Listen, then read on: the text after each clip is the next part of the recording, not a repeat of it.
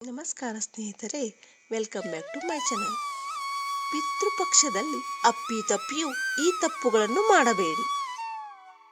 ಹಿಂದೂ ಪಂಚಾಂಗದ ಪ್ರಕಾರ ಪಿತೃಪಕ್ಷವನ್ನು ಭಾದ್ರಪದ ಮಾಸದ ಶುಕ್ಲ ಪಕ್ಷದ ಹುಣ್ಣಿಮೆಯಿಂದ ಆರಂಭ ಮಾಡಲಾಗುತ್ತದೆ.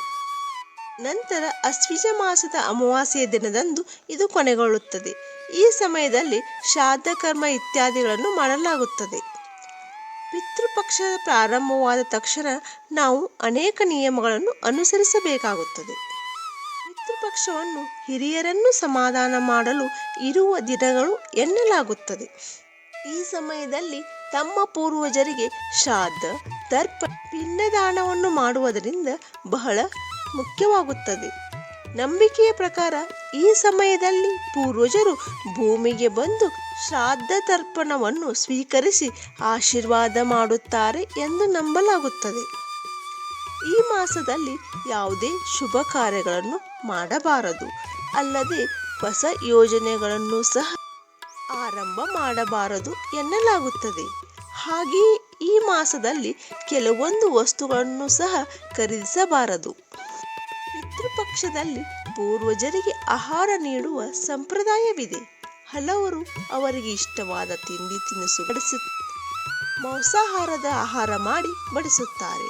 ಹಾಗೆಯೇ ಈ ವೇಳೆ ಮನೆಯಲ್ಲಿರುವ ಹಿರಿಯರ ಭಾವಚಿತ್ರಗಳಿಗೆ ಪೂಜೆ ಸಲ್ಲಿಸುತ್ತಾರೆ. ಪೂರ್ವಜರ ಇಷ್ಟಾರ್ಥ ದೇವರ ದರ್ಶನ ಮಾಡಿ ಅಲ್ಲಿನ ಪ್ರಸಾದ ತಂದು ಅರ್ಪಿಸುತ್ತಾರೆ.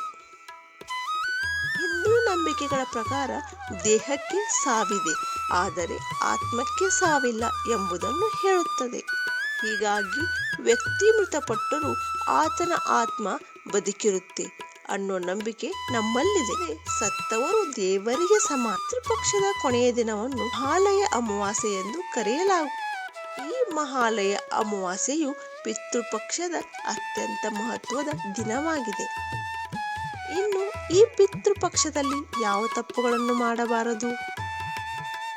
ಪೂರ್ವಜರ ಭಾವಚಿತ್ರ ಮತ್ತು ದೇವರ ಫೋಟೋ ಜೊತೆ ಇಡುವುದು.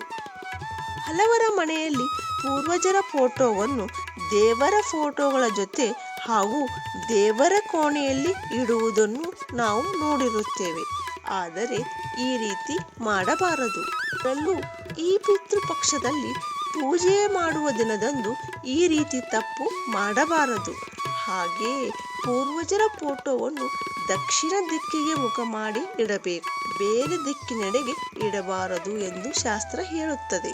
ಕಾಗೆಗೆ ಆಹಾರ ನೀಡದೇ ಇರುವುದು. ಈ ದಿನ ಪೂರ್ವಜರಿಗೆ ಪೂಜೆ ಸಲ್ಲಿಸಿದ ಬಳಿಕ ಅವರ ಇಷ್ಟದ ಆಹಾರ ಖಾದ್ಯಗಳನ್ನು ಮಾಡಿರುತ್ತಾರೆ. ಹೀಗಾಗಿ ಈ ದಿನ ಗೋವುಗಳಿಗೆ, ಪಕ್ಷಿಗಳಿಗೆ, ಮುಖ್ಯವಾಗಿ ಕಾಗೆಗೆ ಆಹಾರ ನೀಡುವುದನ್ನು ಮರೆಯಬಾರದು. ಕಾಗೆಗಳಿಗೆ ಆಹಾರ ನೀಡಿದರೆ ಪೂರ್ವಜರ ಆಶೀರ್ವಾದ ಲಭಿಸುತ್ತದೆ. ಏನು ಮಾಡಬೇಕು? ಫೋಟೋ ಎದುರು ಸಾಸಿವೆ ಎಣ್ಣೆಯ ದೀಪವನ್ನು ಹಚ್ಚಬೇಕು. ಪೂರ್ವಜರ ಫೋಟೋವನ್ನು ಚೆನ್ನಾಗಿ ಒರೆಸಿ ಅದರ ಎದುರಿಗೆ ಹಣತೆಯಲ್ಲಿ ಹಾಕಿ ಹಚ್ಚಿಡಬೇಕು.